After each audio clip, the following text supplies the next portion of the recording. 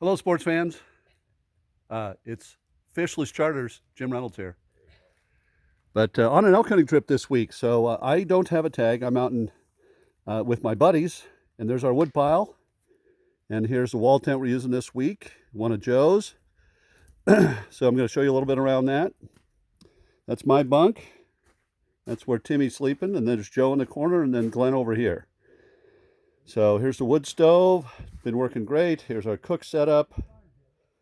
Been working great. So we've had a wonderful week here. The weather's been beautiful. A little snow the first day. And look at this. We got 2 nice bull elk for the trip.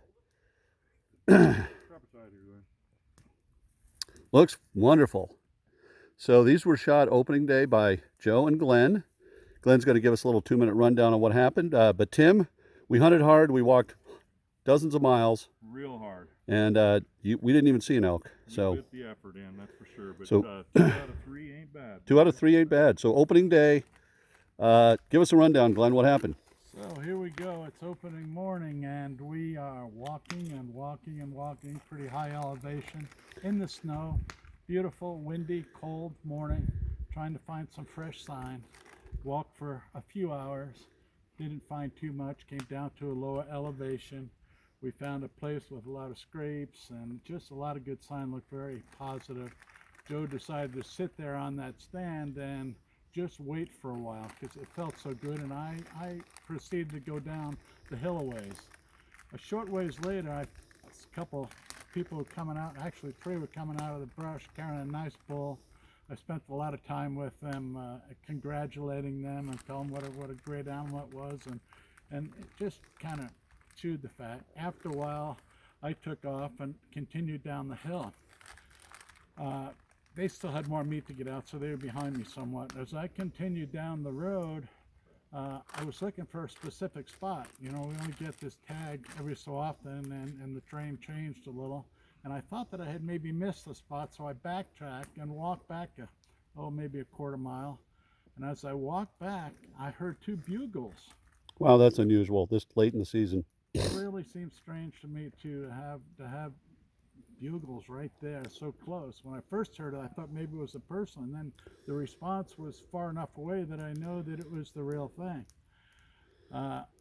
Being by myself, I didn't know what way to approach it. I was afraid of just scaring them off. I went in towards the sounds right away, but I could see that the brush was so loud and so noisy, I knew that I was doomed.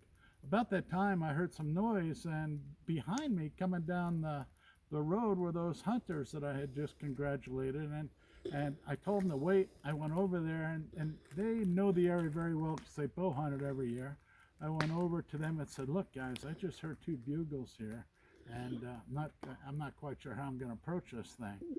And he kind of skeptically looked at me, but took out his cow call, blew it once, and here come the bugles right back. We knew we were on at that point. That is awesome. So rather than jumping straight in, they knew the terrain.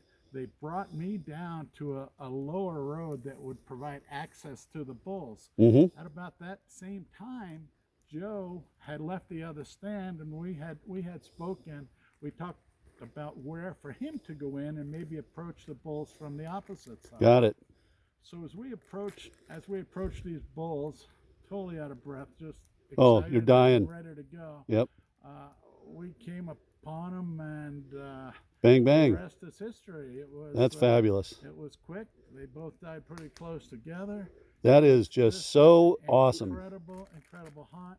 Definitely divine intervention. If those guys weren't there, we yes. would not at all. No, you'd have run in and busted them out of there. Yeah. So we are hunting in an area that has no vehicle access. So we have to walk from camp every day to go hunting. So these bulls were 3 miles away from here. So it was a 6-mile round trip, about 3.5, 4 hours each way.